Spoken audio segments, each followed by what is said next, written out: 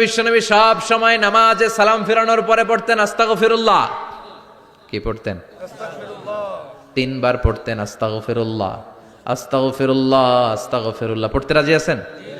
ইস্তিগফারের অনেকগুলো আলফাজ আছে, সবচেয়ে ছোট ইস্তিগফার হচ্ছে এটা, আস্তাগফিরুল্লাহ, আস্তাগফিরুল্লাহ। আরো আছে আস্তাগফিরুল্লাহ আল্লাযী লা ইলাহা ইল্লা হুয়াল হাইয়ুল কাইয়্যুম ওয়া আতুবু ইলাইহি।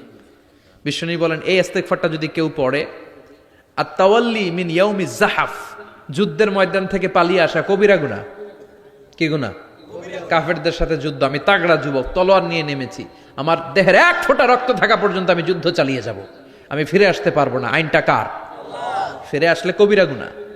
বিশ্বনবী বলেন যুদ্ধের ময়দান থেকে ফিরে এসেছে এরকম কবিরা গুনাহ অবলম্বনকারীও যদি আস্তাগফিরুল্লাহ আল্লাযী লা ইলাহা ইল্লা হুয়াল হাইয়ুল কাইয়্যুম ওয়া আতুবু ইলাইহি পড়ে, ওই কবিরা গুনাহকারীকেও ক্ষমা করে দিবে কে? পড়তে রাজি আছেন তো? আবার সাইয়েদনা আবু বকর বললেন, ইয়া রাসূলুল্লাহ আল্লিমনি দুআআন আদউ বিহি ফি সালাতি, এমন দোয়া আপনি আমারে শিক্ষা দেন যেই দোয়াটা আমি নামাজে পড়তে পারি। বিশ্বনবী বললেন পড়ো, আল্লাহুম্মা ইন্নী যালামতু নাফসি যুলমান কাসীরান ওয়া লা ইয়াগফিরুয যুনুবা ইল্লা আনতা ফাগফিরলি মাগফিরাতাম মিন ইনদিক ইন্নাকা আনতাল গফুরুর রহিম। সুবহানাল্লাহ পড়েন।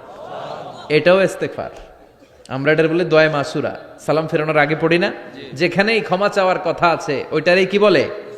ইস্তিগফার। আল্লাহুম্মা ইন্নী যালামতু নাফসি, আল্লাহ জুলুম করেছি, যুলমান কাসীরা, অনেক জুলুম, ওয়ালা ইয়াগফিরুয যুনুবা ইল্লা আনতা, তুমি ছাড়া এই গুনাহ ক্ষমা করার তো কেউ নাই। ফাগফিরলি মাগফিরাতাম মিন ইনদিক, তোমার দয়ায় আমারে ক্ষমা করে দাও। ইন্নাকা আনতাল গফুরুর রহিম, তুমি হলা ক্ষমাশীল। ঠিক কি না? এটাও ইস্তিগফার, এটাও পড়বেন। আর এই সব ইস্তিগফারের শ্রেষ্ঠ ইস্তিগফারের নাম সাইয়্যিদুল ইস্তিগফার। যত ইস্তিগফার হতে পারে এর মধ্যে সবচেয়ে শ্রেষ্ঠতম ইস্তিগফার নাম কি? কথা কন।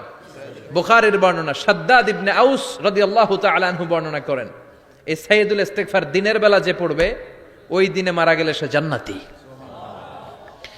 এই সাইয়্যিদুল ইস্তিগফার রাতের বেলা যে পড়বে ওই রাতে যদি ইন্তেকাল হয় ওই লোকটা জান্নাতি।